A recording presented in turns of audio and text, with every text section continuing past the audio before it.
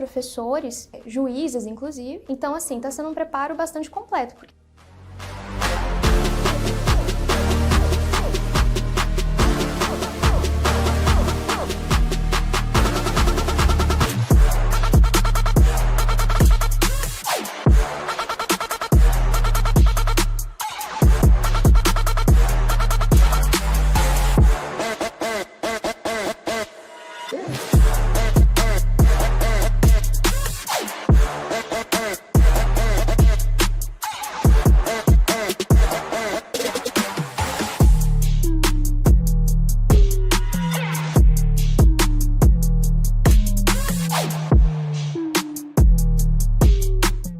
O Estratégia consegue nos dar facilitado aquilo que a gente teria dificuldade de reunir. Fiz a assinatura jurídica do Estratégia, que com certeza foi um divisor de águas assim nos meus estudos, até na preparação para a prova oral, foi assim excelente e me ajudou muito nessa caminhada, nessa trajetória. Nós temos o acompanhamento de uma psicóloga, de uma fonoaudióloga e de vários professores, juízes inclusive. Então, assim, está sendo um preparo bastante completo.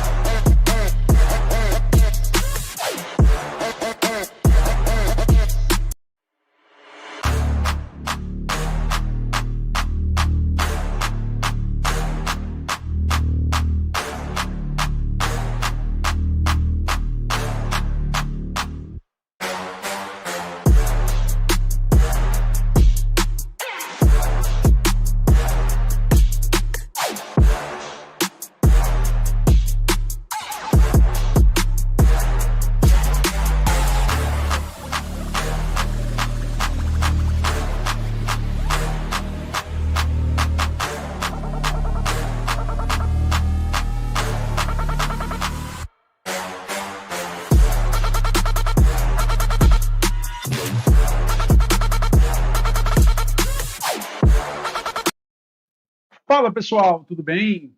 Sejam muito bem-vindos ao nosso encontro, a nossa Hora da Verdade para delegado de polícia do estado de São Paulo, o nosso segundo encontro, meus amigos. Sejam todos muito bem-vindos, um prazer, uma alegria muito grande estar aqui com você para nós darmos continuidade ao nosso estudo. Prazer, meu nome é Bruno Betti, sou professor aqui da Casa de Direito Administrativo, sou procurador do município de Belo Horizonte e vou estar aqui com você em mais um encontro focado para delegado de São Paulo. Dou aqui, boa noite ao Ronald, ao Dan, sempre presentes nos nossos encontros, ao Jean, Helder, sejam todos muito bem-vindos, a Tamires também, muito bem-vinda, ao Johnny, um grande abraço, a Vanessa também, seja muito bem-vinda, sejam todos muito bem-vindos, pessoal, para nós aqui darmos continuidade ao nosso estudo. Carla, boa noite, vamos para cima da VUNESP, a Ellen, a Leidiane, a Reciane também, seja muito bem-vinda. Pessoal, vamos lembrar que no nosso primeiro encontro, que está aí disponível no nosso canal do YouTube, do Estratégia Carreira Jurídica, nós passamos em temáticas quentíssimas, né? Passamos em temáticas de atos administrativos e ali vimos legislação institucional, legislação local, passamos em responsabilidade civil do Estado, em improbidade administrativa, passamos também na lei anticorrupção. Agora, neste nosso encontro, nós vamos aqui dar início na temática da organização administrativa, Vamos falar rapidamente de terceiro setor e vamos entrar na temática de licitações, perfeito? Sejam todos muito bem-vindos, meus amigos. Eu vou me colocar à disposição de você, mais uma vez, lá no meu Instagram, @BrunoBetCosta, para aquilo que você precisar de tirar dúvidas deste nosso encontro, bem como de qualquer outro ponto do direito administrativo. Além disso, sempre posto dicas, atualizações, temas relevantes do direito administrativo que serão essenciais para a sua aprovação. Perfeito? Pois muito bem. Vamos dar início, pessoal. Eu vou julgar a vinheta e volto para nós começarmos o nosso encontro. Rapidinho. Muito bem, pessoal. Vamos dar início e nós vamos começar da organização administrativa. Porque, lembre, isso, claro, obviamente, está previsto no edital, do contrário, eu não falaria, mas a nossa prova também não é feita só de questões difíceis e mirabolantes. Questões básicas também estarão na nossa prova. E uma questão básica seria o conceito de desconcentração e o conceito de descentralização, que é o que eu quero aqui passar com você. Começando primeiro, pessoal, com o conceito de desconcentração. Deixa o nome te ajudar. Desconcentração. A desconcentração é o fenômeno de criação de órgãos. Anote isso. Por isso, desconcentração é o fenômeno de criação de órgãos. Mais do que isso, venha cá até projeto, a desconcentração é a distribuição interna de competências. A desconcentração é o fenômeno de distribuição interna de competências, ou seja, ocorre dentro da pessoa jurídica. Para fins de desenho, venha cá, a desconcentração, eu posso pegar o estado de São Paulo e fazer isso aqui, ó, fazer a criação dos órgãos públicos.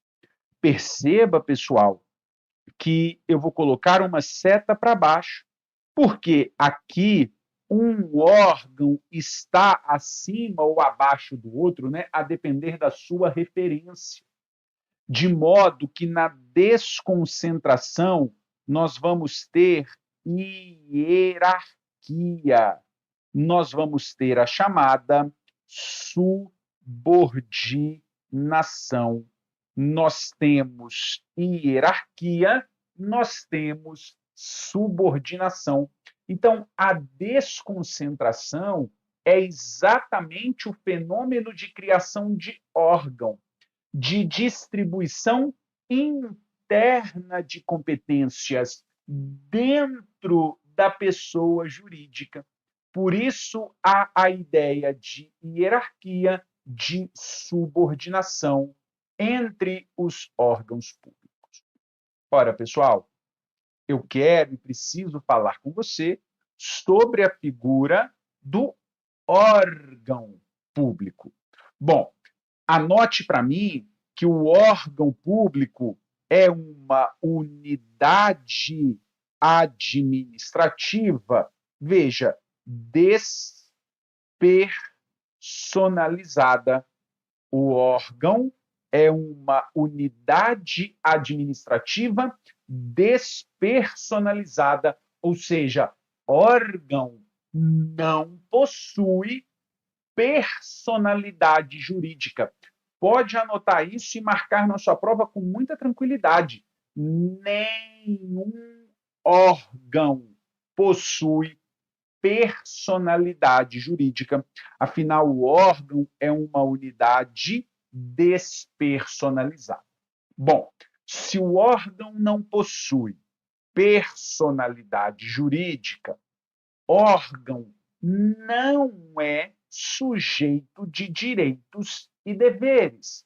E dessa forma, o que eu quero que você anote é que, como regra, órgão não pode ser parte em demandas judiciais, não pode ser parte em demandas judiciais, exatamente pelo fato de o órgão não possuir personalidade jurídica, não ser um sujeito de direitos e deveres, ele não vai poder ser parte em demandas judiciais.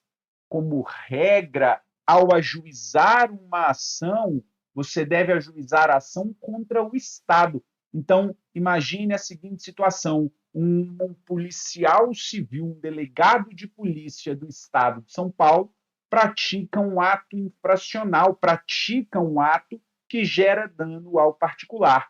Contra o policial, você sabe, nós estudamos isso em encontro anterior, eu não posso ajuizar, porque vigora a teoria da dupla garantia. Eu ajuizo contra a Polícia Civil ou ajuizo contra o Estado de São Paulo? Ora, ajuizo contra o Estado de São Paulo, a pessoa jurídica, porque a Polícia Civil é órgão e órgão não pode ser parte em demandas judiciais, como regra. Porque, venha cá, em caráter de exceção, há órgãos que podem ser partes em demandas judiciais. Preste muita atenção, pessoal. Esses órgãos que podem ser partes em demandas judiciais possuem a chamada personalidade judiciária. Perfeito? Possuem a chamada personalidade judiciária, que é exatamente a aptidão para ser parte em demandas judiciais. Esses órgãos, mesmo os que podem ser partes, não possuem personalidade jurídica. O que esses órgãos vão possuir é a chamada personalidade judiciária, que é a capacidade, que é a aptidão de ser parte em demandas judiciais. Preste muita atenção e ainda vem cá, que esses órgãos que podem ser parte em demandas judiciais são os órgãos mais elevados na estrutura da administração que estejam na defesa das suas prerrogativas institucionais, que estejam na defesa das suas prerrogativas institucionais. Os órgãos mais elevados na estrutura da administração, na defesa das suas prerrogativas institucionais. A título de exemplo, inclusive em termos de entendimento sumulado pelo STJ, venha cá, nós temos a súmula 525 do STJ, que vai dizer que a Câmara dos Vereadores pode ser parte em demandas judiciais na defesa das suas prerrogativas institucionais. Vai dizer a súmula 525 do STJ que a Câmara dos Vereadores, embora não possua personalidade jurídica, possui a chamada personalidade judiciária, que é a aptidão para ser parte em demandas judiciais na defesa das suas prerrogativas institucionais. Perfeito? Bom, outro ponto que eu gostaria de tratar com você, pessoal, vou colocar até aqui, vai se referir, venha cá, às questões de criação e extinção dos órgãos públicos. Perceba que, no que tange à criação e à extinção, como regra, isso ocorrerá por meio de lei. Perfeito? A criação e a extinção dos órgãos ocorre por meio de lei. Agora, observe que, em caráter de exceção, é especificamente para os órgãos do Poder Legislativo, a criação e a extinção pode ser por meio de ato administrativo, nos termos do artigo 51, inciso 4, e artigo 52, inciso 13, ambos da Constituição da República. Perfeito? Então, no que tange a criação e a extinção, a regra é lei, especificamente para o Poder Legislativo, os órgãos podem ser criados e extintos por atos administrativos. Muito bem. Feito o estudo da desconcentração, a gente passa para o estudo da descentralização. Bom, se nós vimos que a desconcentração é o fenômeno de criação de órgão, de distribuição interna de competências, venha cá, a descentralização é o fenômeno de criação de entes, de entidades. A descentralização é o fenômeno de distribuição externa de competências. É o fenômeno de distribuição externa de competências para outra pessoa jurídica ou também para outra pessoa física. Muito cuidado com isso. A descentralização é o fenômeno de distribuição externa de competências para outra pessoa, física ou jurídica. Para pessoa física é possível? É possível, vou te mostrar daqui a pouco. Bom, venha cá, o desenho da descentralização é este aqui, olha. O Estado de São Paulo instituindo, por exemplo, a Artesp, que é uma autarquia, é uma agência reguladora do Estado de São Paulo. Veja, aqui eu jogo para fora, olha aqui, ó, é a distribuição externa de competências. Eu estou jogando para fora. Se eu estou jogando para fora e esses entes estão lado a lado, quer dizer que a descentralização não há hierarquia. Na descentralização, não há relação de subordinação. Afinal, os entes estão lado a lado. O que há, portanto, entre o ente instituidor e o ente instituído, venha cá, é a chamada vinculação, é a chamada tutela, é a chamada supervisão ministerial. Vinculação, tutela, supervisão ministerial, ou também chamado de controle finalístico. Pessoal, preste muita atenção nisso aqui que eu vou te dizer. O ente instituidor, como regra, não controla os atos do ente instituído. Em outras palavras, o que muito provavelmente na nossa prova domingo vai estar é que não há controle, não há, como regra, a administração direta não controla os atos da indireta. Como regra, a administração direta não controla os atos da indireta. vai fazer apenas o controle de maneira excepcional. Perfeito?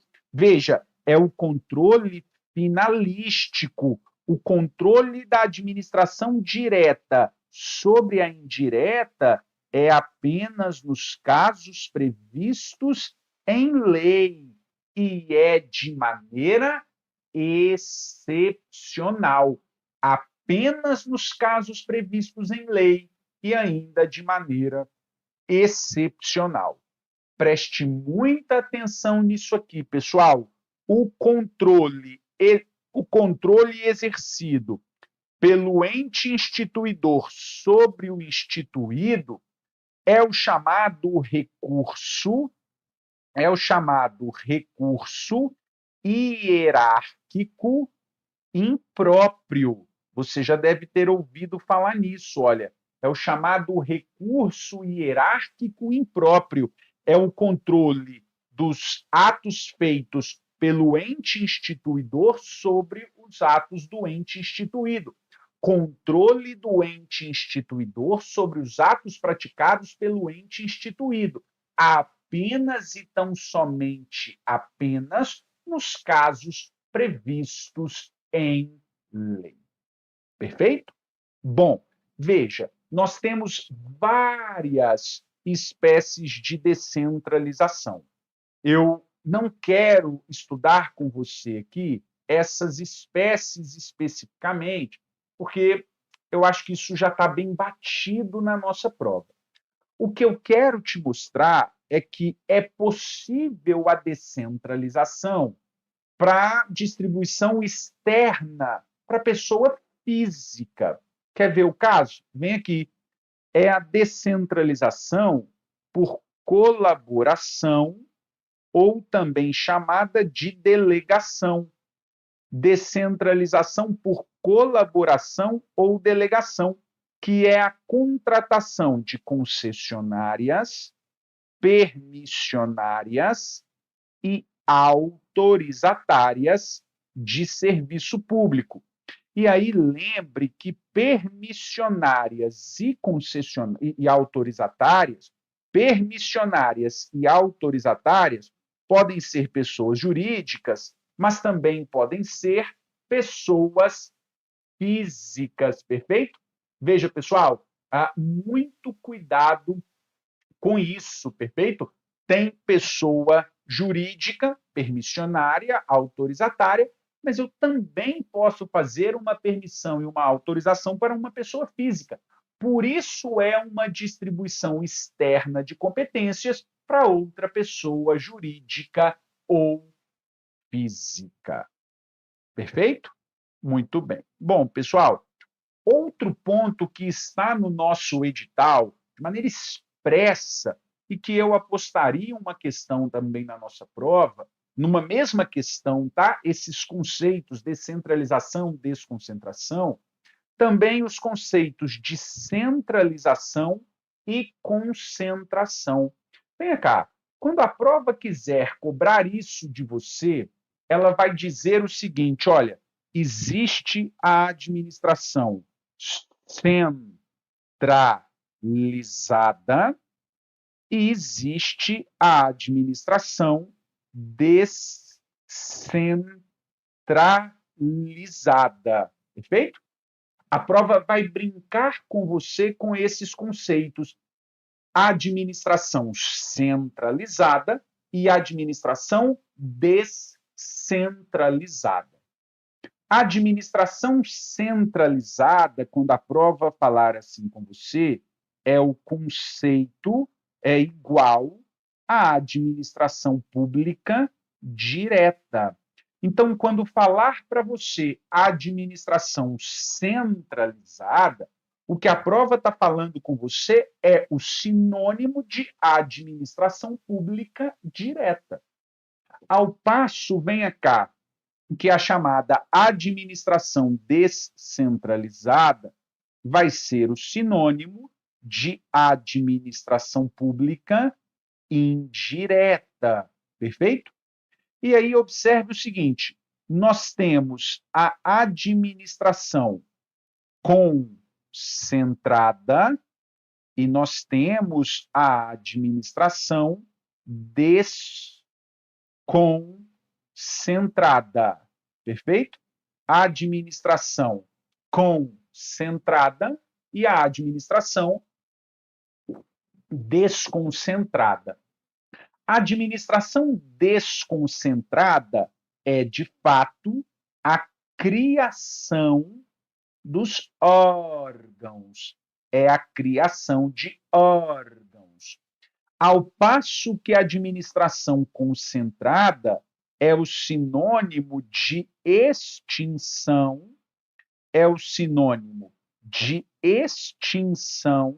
de órgãos. Perfeito? Aí, pessoal, veja bem. O que a prova pode fazer com você? A prova pode fazer essa mistura aqui, ó. É possível que aconteça tudo isso aqui.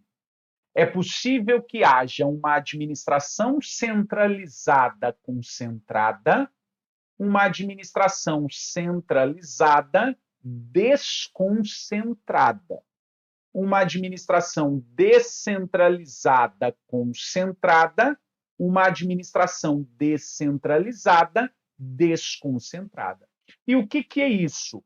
Administração centralizada concentrada. Nada mais é do que a administração direta extinguindo o órgão. Já a administração centralizada desconcentrada é a direta criando o órgão. E a mesma coisa na descentralizada concentrada e desconcentrada. Só que aí agora sendo a administração indireta. Cuidado com isso na sua prova domingo, porque isso é cara de prova e é bom para confundir. Não erre isso na sua prova. Outro ponto que também está expresso no nosso edital é o conceito de administração pública, no sentido subjetivo formal orgânico e no sentido objetivo material funcional. Venha cá. A administração pública, num sentido subjetivo formal orgânico, se refere aos sujeitos que exercem as atividades administrativas. Quando eu digo administração no sentido subjetivo, formal, orgânico, eu estou falando dos sujeitos que exercem as atividades administrativas. Vem cá, quem são esses sujeitos que exercem as atividades administrativas? Eu estou falando dos agentes públicos, eu estou falando dos órgãos públicos, eu estou falando das pessoas jurídicas. Agentes, órgãos e pessoas são os sujeitos que exercem as atividades administrativas. Já, por sua vez, venha cá, administração no sentido objetivo, material, funcional, refere-se às atividades exercidas pelos sujeitos. A administração no sentido objetivo, material, funcional são as atividades desempenhadas pelos sujeitos.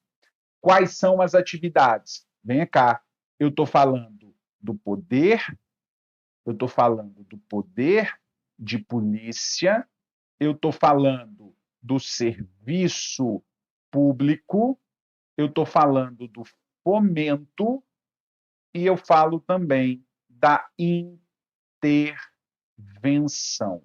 Perfeito? Eu falo de poder de polícia, serviço público, fomento e intervenção. Pessoal, talvez isso tudo que eu tenha dito aqui para você não seja nenhuma novidade, você fale, ok, Bruno, eu sei isso. A única coisa que eu te peço muito cuidado e muita atenção é com a proposição que a questão pode fazer para você. Cuidado o seguinte, olha, a prova pode virar para você e falar: a administração no sentido formal são os sujeitos que exercem o poder de polícia, o serviço público, o fomento à intervenção. A administração pública no sentido formal são os sujeitos que exercem o poder de polícia, serviço público, fomento e intervenção. Certo ou errado? Certo. Eu aposto que muitos aí falaram que estava errado, mas está certo. Presta atenção. A administração, no sentido formal, são os sujeitos que exercem essas atividades. Como o contrário, a prova também vai fazer. A administração, no sentido material, são as atividades desenvolvidas pelos agentes, órgãos e pessoas. E está certo também. A administração, no sentido material, são as atividades desenvolvidas por esses sujeitos aqui. Perfeito? Muito bem. Pessoal, para nós finalizarmos essa parte, eu quero falar com você das empresas estatais. Mas o que eu quero falar com você aqui das empresas estatais? Eu quero falar da questão de criação e extinção, mais especificamente acerca da extinção da empresa pública e da sociedade de economia mista. Porque, venha cá, o Supremo Tribunal Federal, na ADI 6241, entendeu que, em regra, o Supremo entendeu que, em regra, é desnecessária lei específica,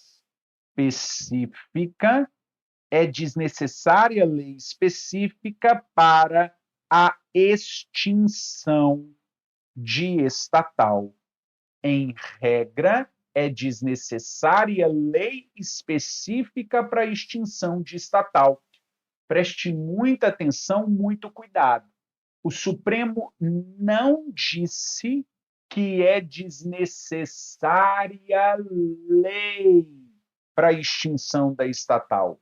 O Supremo disse que é desnecessária lei específica, porque, venha cá, para o Supremo, como regra, basta uma autorização legal genérica.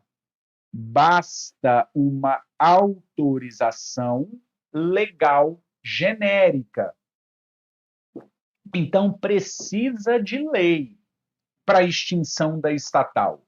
O que não precisa é que essa lei seja específica. Basta que ela seja genérica. Agora, veja que o Supremo pontua que isso é em regra. Por que em regra? Porque o Supremo vai dizer que quando a lei instituidora, exigir lei específica, quando a lei instituidora exigir lei específica, tem que ser lei específica. Por isso é como regra.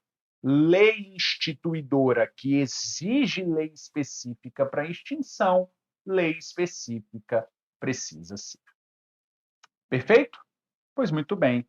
Com isso, eu encerro com você o ponto da organização administrativa.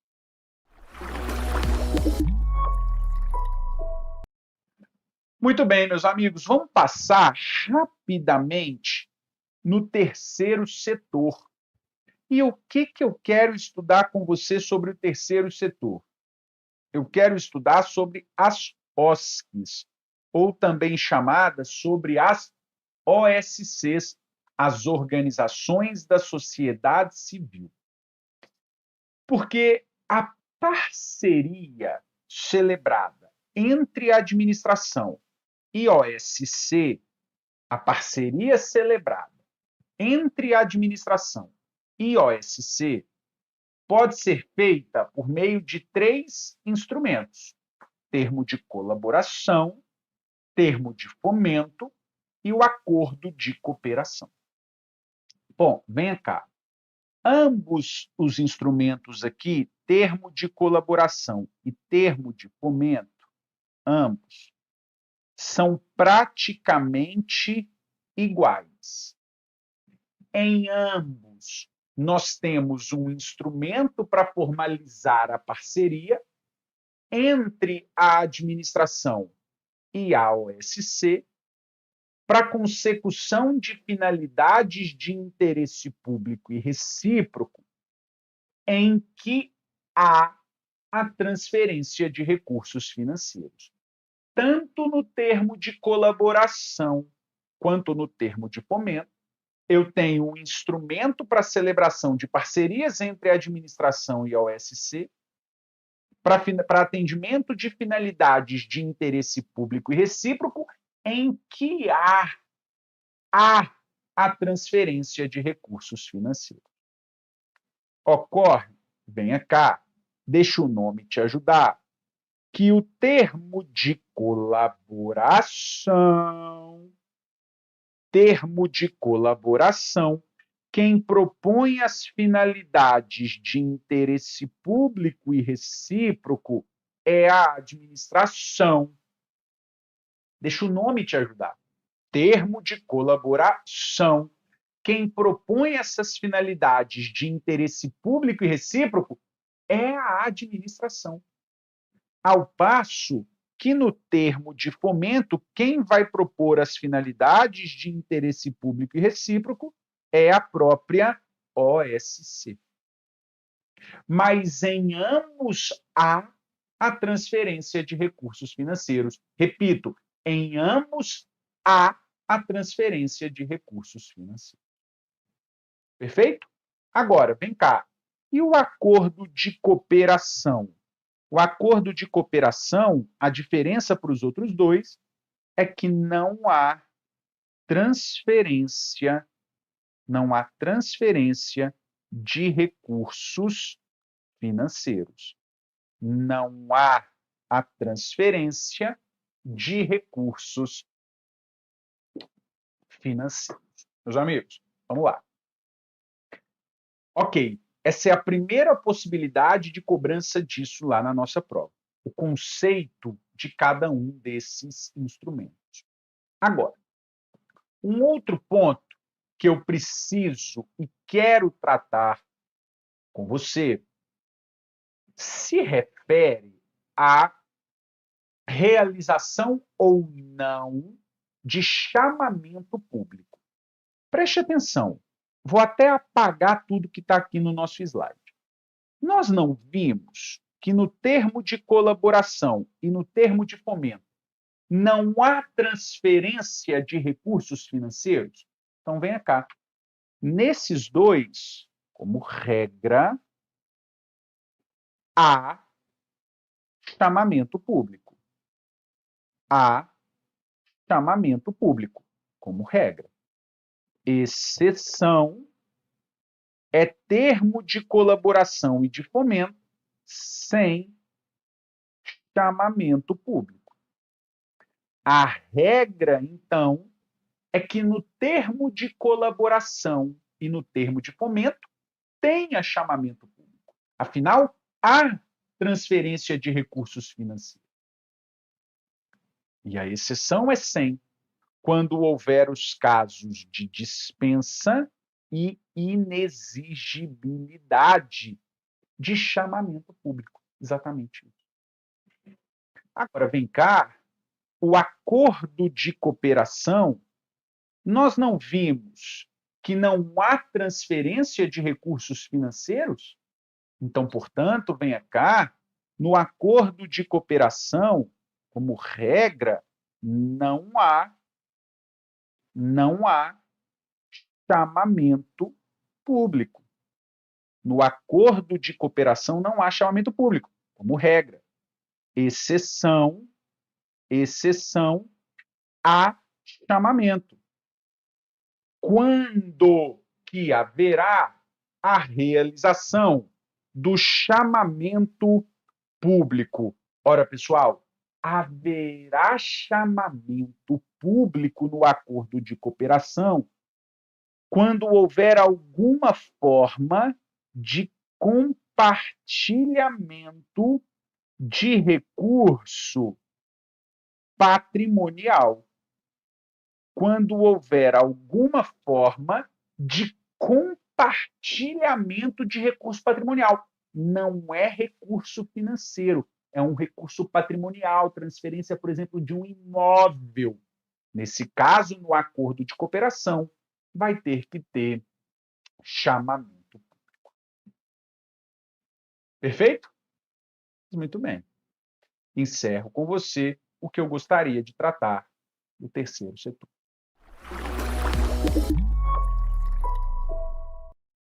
Bom, meus amigos, e agora nós chegamos no ponto alto do nosso encontro, em que nós vamos aqui até o final para estudar a temática de licitações e contratos, com o foco na Lei 14.133 de 2021. Vamos lá, pessoal. Nós vamos começar aqui trazendo para você a parte de princípios. Honestamente, eu não quero ler com você o artigo 5º. O artigo 5º listou 22 princípios licitatórios. Obviamente, nem num curso regular a gente estuda todos, menos ainda aqui nesse Hora da Verdade. Mas existem alguns que são a cara de prova. Os dois primeiros a gente estuda conjuntamente, princípio da isonomia e da igualdade. Venha cá, pessoal, a isonomia, a igualdade constituem objetivos da licitação. É objetivo da licitação a manutenção da isonomia, da igualdade entre os licitantes. Em termos de espalhados, em termos de dispositivos espalhados na legislação, a gente começa, venha cá, no artigo 9º, inciso 1, a linha B, e o inciso 2, que vai dizer para nós que é vedado ao agente público, designado para atuar na área de licitações e contratos, ressalvados os casos previstos em lei. Então, é vedado ao agente público. Veja, estabelecer preferências ou distinções em razão de naturalidade, sede ou domicílio dos licitantes. Como também é vedado estabelecer tratamento diferenciado de qualquer natureza. Anota sim, de qualquer natureza. Por que qualquer natureza? Natureza comercial, legal, trabalhista, previdenciária ou qualquer outra. Então, é vedado estabelecer tratamento diferenciado de qualquer natureza, venha cá, entre empresas brasileiras e estrangeiras, inclusive no que se refere à moeda, modalidade e local de pagamentos, mesmo quando envolvido financiamento de agências internacionais. Veja que está cheio de pegadinha aqui. É vedado estabelecer distinções de qualquer natureza entre empresas brasileiras e estrangeiras. Inclusive, tá aqui, um ponto, uma palavrinha boa para a prova mudar. Inclusive, no que se refere à moeda, modalidade e local de pagamentos. Mesmo quando, outra expressão boa para mudar, mesmo quando envolvido financiamento de agências internacionais. Bom, meus amigos, vamos lá. Importante a gente estudar, dentro da isonomia da igualdade, as questões atreladas à margem de preferência. A Lei 14.133 estabeleceu, venha cá, que, como regra, a margem de preferência poderá ser de até 10%. O que é isso? Imagine que tenha uma proposta 1 e que tenha uma proposta 2. A proposta 1 no valor de 100 e a proposta 2 no valor de 105. E este sujeito da proposta 2 se encaixa em uma das margens, em um dos critérios de margens de preferência. Em um dos critérios de margem de preferência. Dessa forma, há aqui o chamado empate ficto. Há aqui o chamado empate ficto. E esse sujeito leva a preferência para cobrir a proposta da primeira. Então, ele vai oferecer 100 e levar o objeto. Bom, a margem de preferência, venha cá, poderá ser para essas duas situações. Para bens manufaturados e serviços nacionais que atendam às normas técnicas brasileiras, e ainda para bens reciclados, recicláveis ou biodegradáveis. Então, bens manufaturados e serviços nacionais que atendam às normas técnicas brasileiras. E os bens reciclados, recicláveis ou biodegradáveis, nós temos a chamada margem de preferência. Especificamente sobre os bens manufaturados e serviços nacionais que atendam às normas técnicas brasileiras, eu quero que você saiba essa OBS 3 aqui, que se esses bens manufaturados e esses serviços nacionais forem resultantes de desenvolvimento e inovação tecnológica no país, a margem de preferência poderá ser de até 20%. Se esses bens manufaturados e esses serviços nacionais, se eles forem resultantes de desenvolvimento e inovação tecnológica no país, essa margem de preferência poderá ser de até 20%. Perfeito? Bom, a lei ainda vai falar da margem de preferência para os países oriundos do Mercosul e o tratamento favorecido e diferenciado às microempresas e empresas de pequeno porte, que eu não quero estudar com você. Mas eu quero passar com você num dos princípios bons para cair em prova, tanto é que eu estou trazendo ele aqui para a gente conversar. O princípio da publicidade, que vem disciplinado no artigo 13. Bom, primeira situação óbvia que eu vou te dizer. Veja, a lei vai estabelecer que os atos praticados no processo licitatório são públicos, ressalvadas as hipóteses de informações cujo sigilo seja imprescindível à segurança da sociedade e do Estado.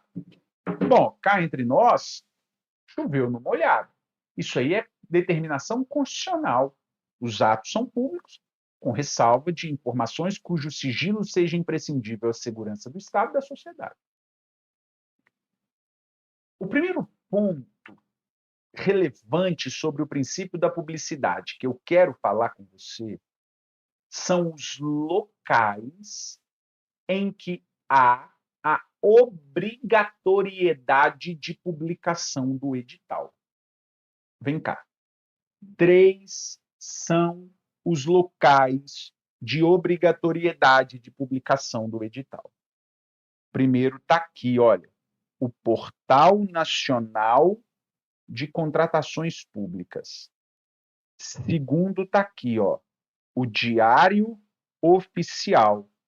E o terceiro está aqui, o Jornal Diário de Grande Circulação.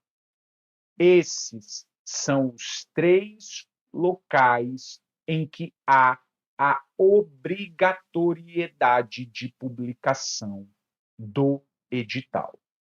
Portal Nacional de Contratações Públicas, Diário Oficial, jornal diário de grande circulação. Presta atenção, esses são os 3 locais obrigatórios. A lei ainda permite uma divulgação adicional em sítio eletrônico oficial do ente federado. Mas isso é uma possibilidade, não uma obrigatoriedade. Um outro ponto que eu trago para você sobre o princípio da publicidade, que eu acho bom de prova, é a chamada publicidade diferida, também chamada de publicidade postergada. Por quê? Porque, primeiro, se pratica o ato e depois é que vai torná-lo público.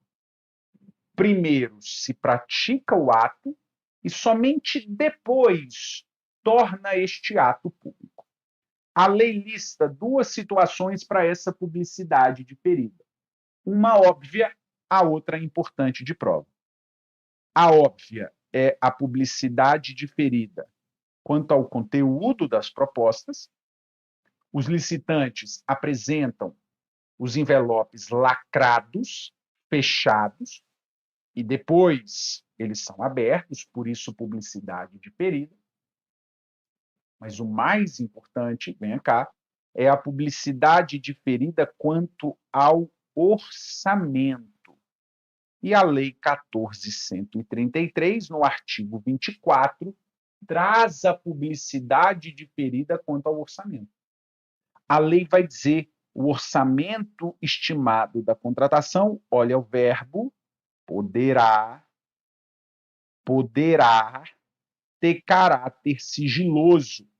Poderá, porque é uma faculdade. Esse orçamento estimado sigiloso é uma faculdade. E mais do que isso, não é a regra. A regra é o orçamento público. Excepcionalmente, este orçamento poderá ser sigiloso. Naturalmente, o sigilo não prevalece para os órgãos de controle interno e externo. Outro ponto, o gestor deve motivar o momento da divulgação, e aí o ponto que eu reputo relevante. Quando adotado o critério do maior desconto, o preço estimado ou máximo aceitável constará do edital de licitação. Ou seja, o que a lei está dizendo é o seguinte: quando o critério de julgamento for o do maior desconto, obrigatoriamente o orçamento será público. E é natural que assim o seja, porque o maior desconto, o sujeito vai dar um desconto com base num preço estabelecido pela administração. Ele só tem como dar o preço, ele só tem como dar o desconto se ele souber qual é o preço, qual é o orçamento máximo. Por isso, no maior desconto, obrigatoriamente o orçamento é público. Outro princípio que eu quero trazer para você, princípio da segregação das funções. Pessoal, princípio da segregação das funções vai dizer o seguinte: as diversas funções da licitação devem ser divididas entre os diversos agentes públicos envolvidos. As diversas funções da licitação devem ser divididas entre os diversos agentes públicos envolvidos. Deve-se evitar a concentração de atos, poderes e decisões nas mãos de uma ou de poucas pessoas. Deve-se evitar a concentração de atos, poderes e decisões nas mãos de umas ou de poucas pessoas. Esse é o princípio da segregação das funções, o que impõe a divisão, a distribuição das funções entre os diversos agentes públicos envolvidos.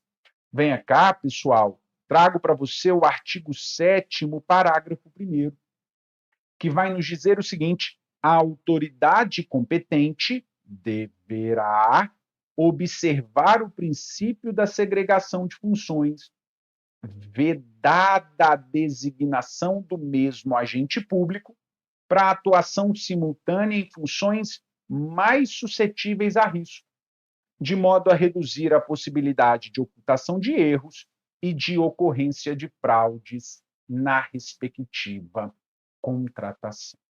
Perfeito? Vamos dar um salto na matéria.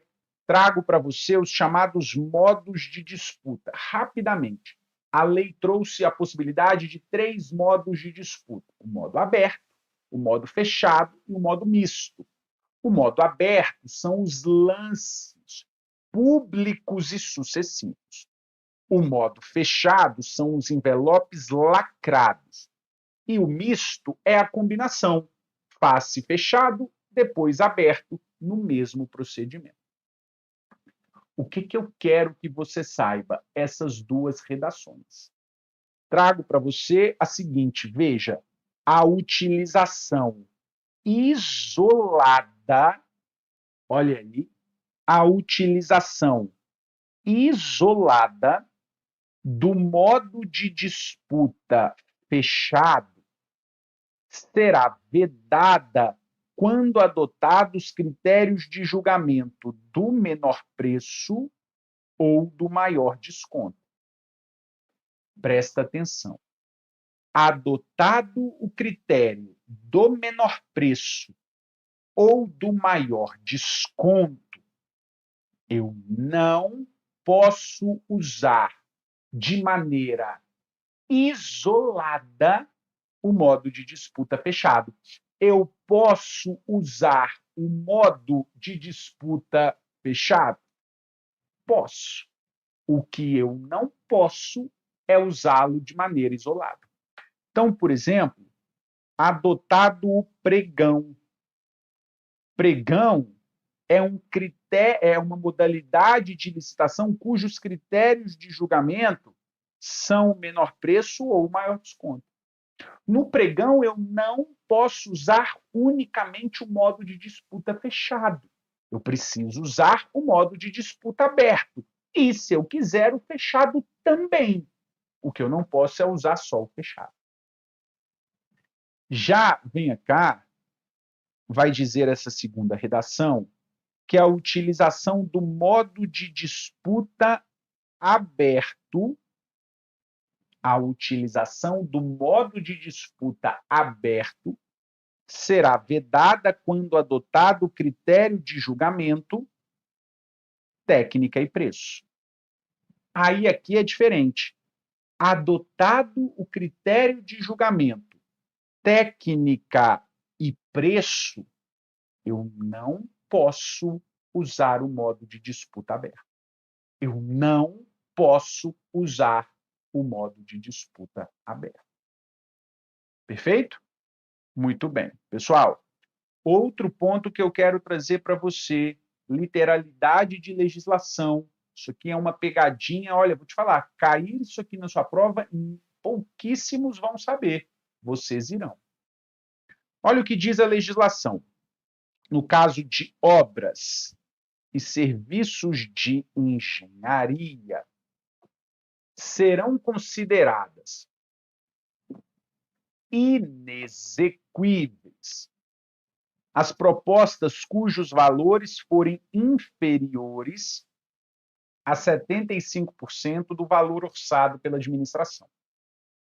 Para obra e serviço de engenharia, é inexequível aquela proposta que tenha valor inferior a 75% do valor orçado pela administração. Já, olha o que diz aqui a legislação.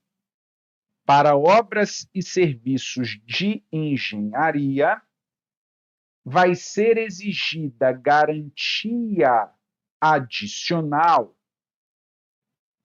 cuja proposta for inferior a 85% do valor orçado, equivalente à diferença entre este último e o valor da proposta. Então, olha só.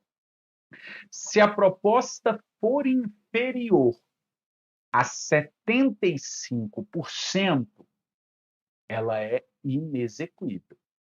Se ela é de 75 para mais e inferior a 85, o que vai ser exigido é a garantia adicional. Perfeito? Outro ponto que eu quero que você memorize são os chamados critérios de desempate. Perfeito, pessoal? A lei lista aqui no artigo 60 4 critérios de desempate. São eles: a disputa final, a avaliação de desempenho contratual prévio, desenvolvimento pelo licitante de ações de equidade entre homens e mulheres e o desenvolvimento pelo licitante de programa de integridade. Houve empate entre duas ou mais propostas, é preciso analisar sucessivamente cada um desses critérios. Disputa final, avaliação de desempenho contratual prévio, ações de equidade, programa de integridade. Cada um, primeiro disputa final, depois avaliação de desempenho contratual prévio, depois ações de equidade, depois programa de integridade. Não desempatou, eu vou para os outros 4 critérios. Empresas estabelecidas no território do órgão ou entidade da administração estadual ou no estado em que se localiza a administração municipal. Depois, empresas brasileiras. Depois, empresas que investam em pesquisa e no desenvolvimento de tecnologia no país. E depois, empresas que comprovem a prática de mitigação. E também precisa ser analisado sucessivamente, ou seja, nessa ordem. Perfeito? Muito bem. Pessoal, outro ponto que eu quero estudar com você: as modalidades das licitações. Veja que a Lei 14.133 listou 5 modalidades de licitação: pregão, concorrência, concurso, leilão, diálogo competitivo. Houve a extinção da tomada de preço e do convite. Extinção. O pregão foi alçado para a lei geral e foi criado ainda o diálogo competitivo. Qual que é o ponto aqui que eu quero que você observe? Olha só. A escolha da modalidade vai se dar de acordo com a natureza do objeto. Eu não escolho mais modalidade pelo valor da contratação. A escolha agora é de acordo com a natureza do objeto, pouco importando o valor da contratação. Assim como na 8666, na 14.133, fica vedada a criação ou a combinação entre as modalidades existentes. Eu quero estudar com você o pregão. Veja, venha cá, o pregão é a modalidade de licitação obrigatória para a aquisição de bens e serviços comuns, cujo critério de julgamento é o menor preço ou o maior desconto. Se a administração quiser licitar para contratar bens e serviços comuns, obrigatoriamente ela vai usar o pregão. Como também o pregão é cabível para a formação do sistema de registro de preço. E veja mais, pessoal, o pregão pode ser utilizado para a contratação de serviços de engenharia desde que eles possam ser qualificados como comuns. Inclusive, este é o entendimento da legislação, no artigo 29, parágrafo único, porque vai dizer o seguinte: o pregão não se aplica, olha o item 3 aqui, aos serviços de engenharia. O pregão não se aplica aos serviços de engenharia, exceto os serviços comuns de engenharia. Perfeito? Ou seja, para os serviços comuns de engenharia, eu posso usar o pregão. E ainda, o pregão não se aplica para contratações de serviços técnicos especializados de natureza predominantemente intelectual, como também não se aplica para as obras. Outra modalidade que eu quero estudar com você, a concorrência. Venha cá, nos termos do artigo 6º, inciso 38, a concorrência é a modalidade de licitação para a contratação de bens e serviços especiais, de obras e de serviços comuns e especiais de engenharia. Serviços comuns de engenharia vai caber tanto o pregão quanto a concorrência. Cabe tanto o pregão quanto a concorrência, cujos critérios de julgamento podem ser todos, exceto o maior lance. Exceto o critério maior lance. Porque o maior lance é próprio do leilão. O maior lance é próprio do leilão. Ainda veja, a concorrência também é cabível para a formação do sistema de registro de preços.